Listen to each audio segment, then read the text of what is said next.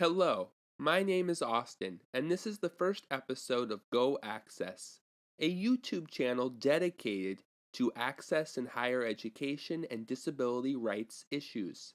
Today we are going to be talking about service animals. A service animal must be trained to perform a specific task or action. Service animals originally could only be dogs, but now miniature horses have been included after a recent ADA amendment. The animal does not need to be professionally trained, and dogs in training are not service animals. Service animals are defined and protected by the ADA. The Air Carrier Access Act of 1986 protects service animals and emotional support animals. Owners cannot be charged extra fees. The Federal Housing Act protects owners of service animals from discrimination and extra fees. In addition, service animals override a no-pet policy that an apartment complex might have. However, there are some protections for property owners if they can prove an undue hardship. For example, an owner of an apartment complex who would be at risk of losing their insurance for housing a service animal, they might be able to justify not housing the owner and service animal. Can service animals be off the leash? Are fake service animals a real problem? Service animals are not above the leash law and need to be on the leash at all times. A service animal does not need an ID badge or professional training. You can ask, is a service animal required because of a disability? What work or task has the dog been trained to perform? These are the main questions you are supposed to ask when an owner comes in with a service animal. They should be able to clearly articulate the task that the dog is performed to do and how it relates to a disability.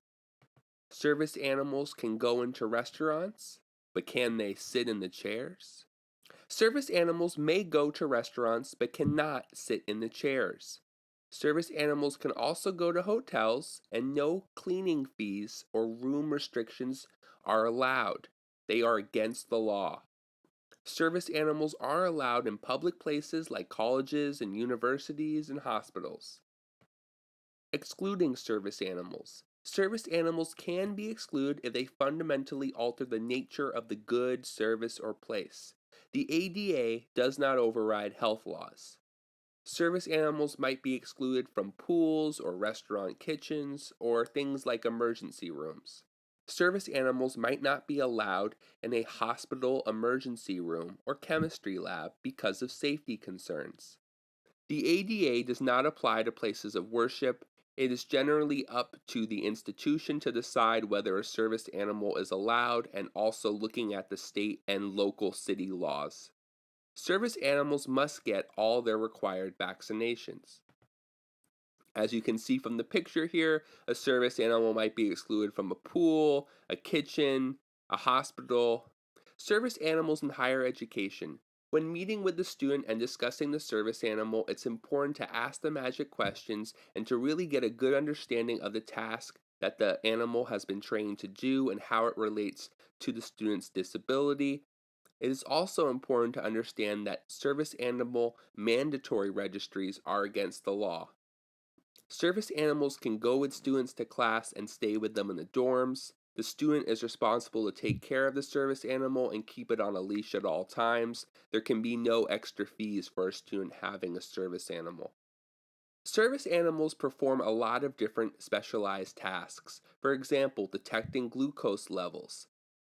Service animals can perform deep pressure therapy for owners with anxiety. Service animals can alert people who are deaf or blind. The most common breeds of service animal are German Shepherd, Poodle, and Golden Retriever. The ADA has recently added miniature horses as a second type of animal that is eligible to be a service animal, along with dogs. The ADA includes specific guidelines for miniature horses relating to their size and making sure that the horse is not too big to make a space unsafe. Overall, service animals perform a wide variety of tasks to help people with disabilities. Thank you for listening to this first episode of Go Access. Please like, comment, and subscribe.